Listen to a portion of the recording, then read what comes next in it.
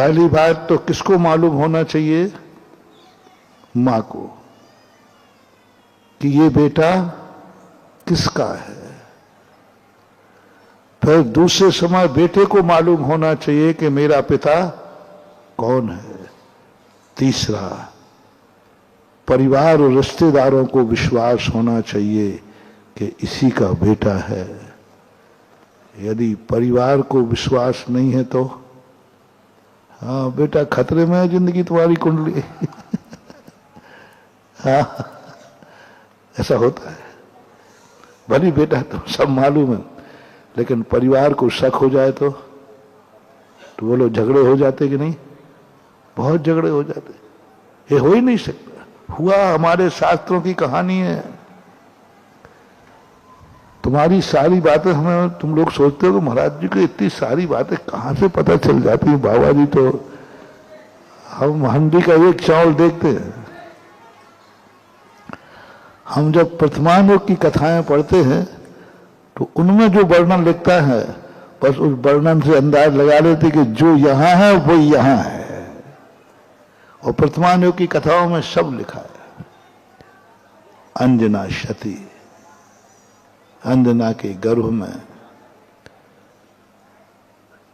तद्भव मोक्षगामी पुत्र है और पिता का है, पवनंजय का है। मां को मालूम है कि मेरे गर्भ में जो है वह मेरे पति का ही अंश है, पति का ही, उसको मालूम है। बेटे को भी मालूम है, पति को भी मालूम है, सबको मालूम, लेकिन परिवार को मालूम नहीं है। सासू केतुमती, क्योंकि उस समय की घटना पूरी नहीं बता रहा हूं, क्योंकि अंजना का जो 22 वर्ष का वियोग था वो मिलन हुआ था, किसी को पता नहीं था। क्यों डिंडोरा पीट के शादियां की जाती हैं, क्यों बारातें निकाली जाती हैं, क्यों? बस यही कारण है कि सारी दुनिया साक्षी रहे कि हम कोई ऐरा खैरा नहीं है, हमारी समाज गवाह है।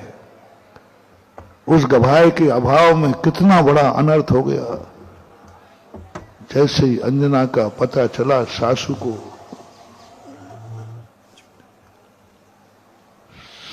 तो अंजना ने बहुत कहा, बसंती सखी ने कहा, बोले मेरे बेटे की बात कर, उसने 22 साल से तेरा मुंह नहीं देखा, 22 साल से मुंह नहीं देखा तेरा। उसे क्या मालूम है कि छुप करके आकर के वह पूरी घटना आप सबको मालूम है। क्या उसकी दुर्दशा की है, रोंगटे खड़े। एक सती, परिवार को, सासू को, ससुर को मालूम नहीं होने से तद्भव मोक्षगामी जीव गर्भ में है और उसकी दादी लाते मार रही है, उल्टा कह रही है, गालियां दे रही है। क्या निंदनीय गाली हुई। तद्भव मोक्षगामी जीव उधर के अंदर है और उसकी मां की दशा, मां पर जो आरोप लगे, प्रत्यारोप लगे, किसी और के द्वारा नहीं, उसकी दादी के द्वारा, पेट में बने हुए जो शैलेश बजरंगबली उनकी दादी के द्वारा। और क्या व्यवहार, वो चित्रण जब पढ़ो रोंगटे खड़े हो जाते। कोई सुनने को तैयार नहीं, किसी को कोई भी सुनने को, खूब दलील दी, सब कुछ दिया, कुछ नहीं, निकाल दिया, घर से निकाल दिया। गर्भवती अंजना को घर से निकाल दिया। उधर जब पीहर में पहुंची, पीहर को भी पता चला, माँ बाप को, कि इस दशा में आई। उनको भी यही मालूम था, ये पेट में बच्चा कहां से आया, तेरा पति तो 22 साल से तेरा त्याग किए हुए है। माता पिता ने निकाल दिया। कन्या की अंतिम शरण क्या होती है? पीहर, वहां से निकाल दिया। वन वन में भटकती रही। माद गलती क्या थी कि गर्भ में जो बालक आया है उसके वारिस के लिए किसी को मालूम नहीं है।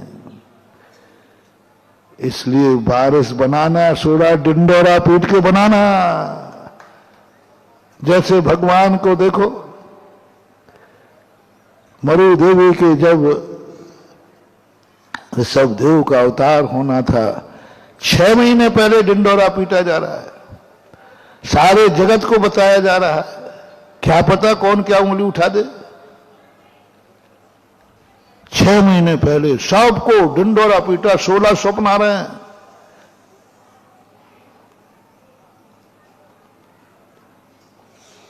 सामान्य व्यक्ति के ऊपर अपवाद आए तो ठीक, कल के दिन तीर्थंकर की मां पे अपवाद आ गया तो कबाड़ ही हो जाएगा। इसलिए स्वधर्म कहता है कि नहीं, ये संसार है,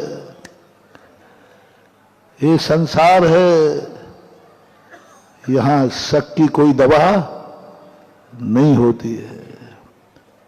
सबको गवाह बनाओ, सबको कहो, डिंडोरा पीटो। गर्भ कल्याणक मनाया, डिंडोरा पीट के मनाया। क्या जरूरत थी?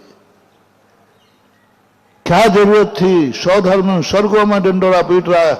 आज भगवान गर्भ में अवतरित होंगे। 16 प्रकृति ने भी कहा, 16 स्वप्न दिला करके एक गवाह है।